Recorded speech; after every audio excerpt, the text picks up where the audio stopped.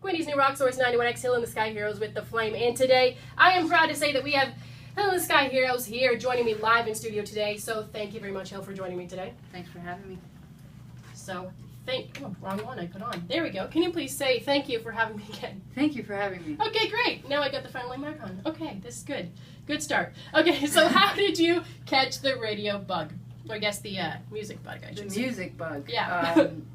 Well, I guess it was one of those innate things. When I was a child, it was as cheesy and cliche as it sounds, something I always wanted to do. Yeah. So before starting the Sky Heroes, you were toured with Serena Ryder in The Weeknd, and you also directed videos for Sass Jordan, Mother Mother, and you're a producer and you're a writer. So how in the world can you manage all that, and is there one kind of experience that stands above the rest?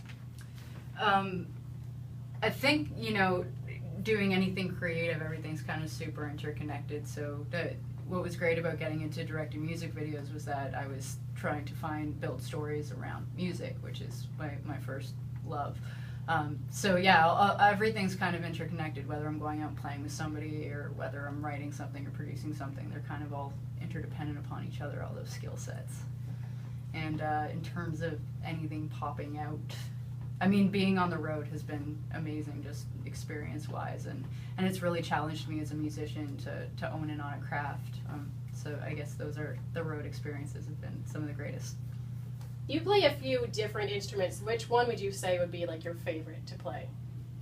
It's hard because they each have a different set of expression to them, but I started off playing guitar, then I did piano to appease my parents, and then I graduated into like bass and drums and all those.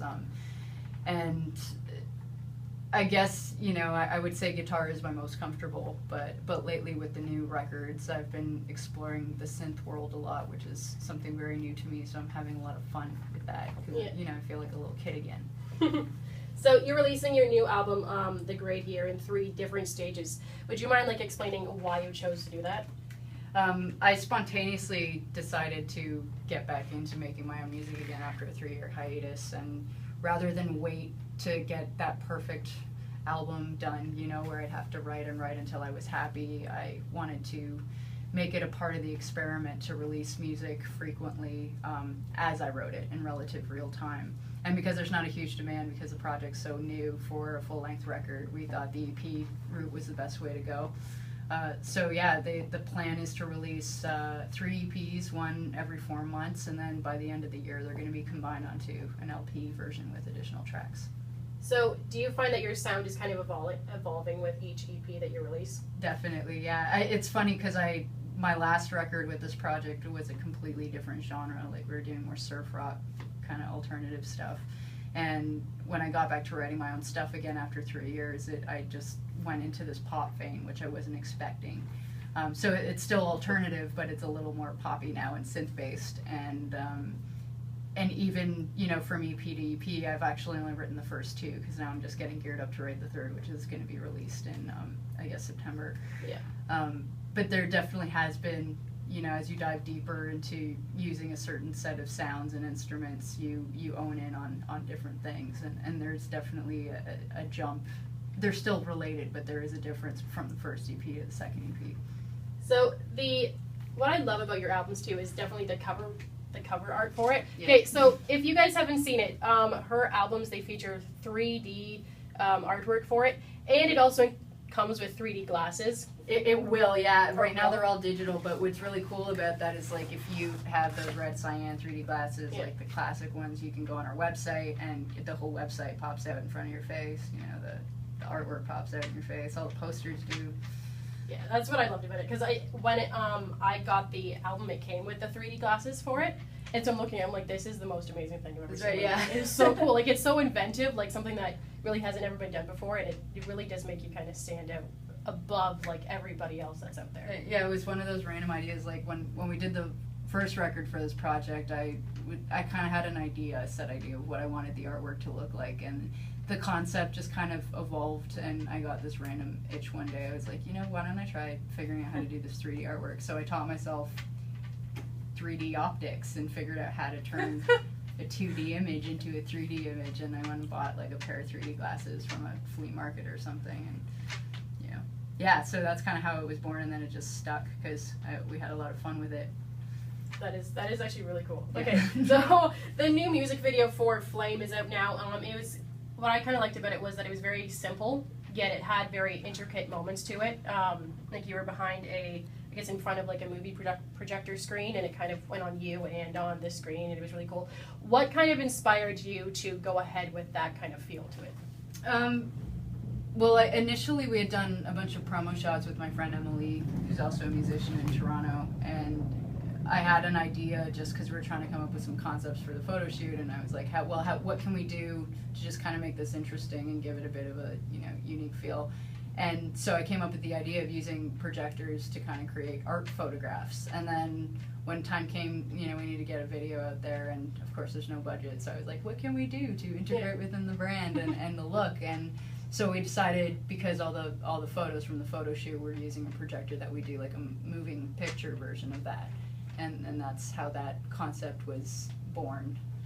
And I had like a bunch of clips from my iPhone that I've taken over the last few years traveling, and so we just made like a random collage and cut it to that.